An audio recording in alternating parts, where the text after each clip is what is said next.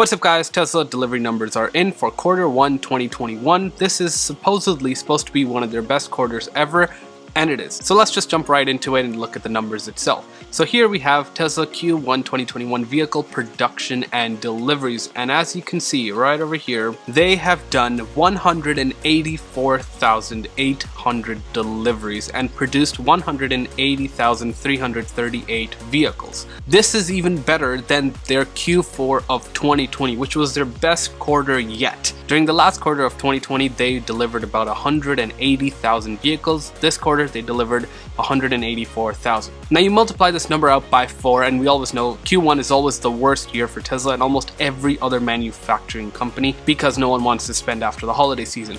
But besides the point, if you multiply this number by 4, you get about 750,000 vehicles delivered just this year. And that is excluding the production of the S and X vehicles, and we know they can easily exceed 100,000 units per year for both of them combined. This is actually really mind-blowing. So first of all, their worst quarter of 2021, and they're producing basically the best results that we've seen so far, the best numbers we've seen so far. So what does it hold for the future? Well, in the future, we can actually expect the S and X sales to be probably 100,000 or possibly even more because of the new refresh. Everyone wants them now. You can go online and just look at your used sites of used Model S or X vehicles, and most of the owners are actually saying, I'm selling because of the new vehicle refresh, the new S and X refresh, and they're gonna buy the new one. It's actually spectacular that this is actually happening. So what's the outlook for the rest of the year? I think Tesla's internal target, which is 1 million vehicles this entire year, is achievable.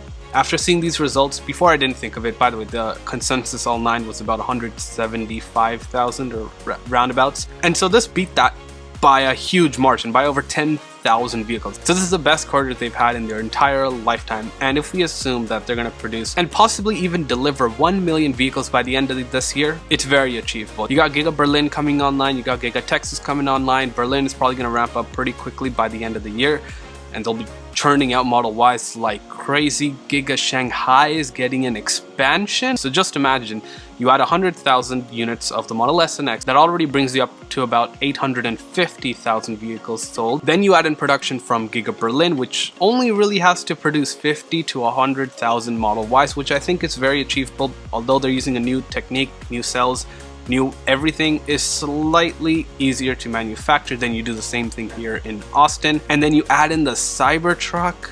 Oh my gosh. And then just the extra expansion that's happening in Giga Shanghai. They'll easily be able to produce over 100,000 units per year in combined from all those factories, from 4 factories. And next year, I think they can almost achieve 2 million units for their annual production.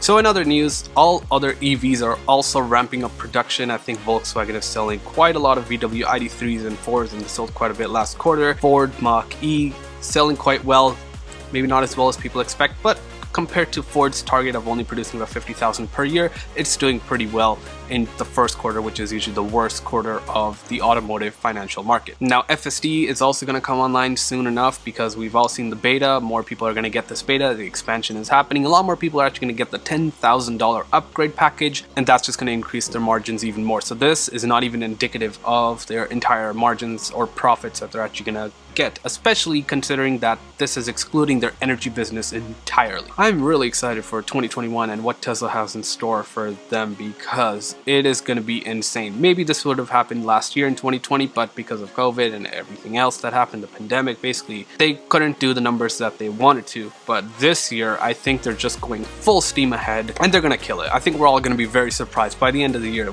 what is going to happen with Tesla. And I'm not going to go on the stock, but I think the stock, based on whatever I'm seeing now, is actually just where it's supposed to be. The valuation, $500–600 billion, is perfect, especially for a company, an energy company that is doing so much good for the world, who's actually bringing sustainable energy to everyone and making it affordable. That's the key thing, making sustainable energy affordable for everyone. So thank you for watching. Hope you enjoyed this one. Let me know if you want to see more of this, maybe something else that you want me to talk about. Let me know in the comments down below and I'll talk to you there. So that's been it.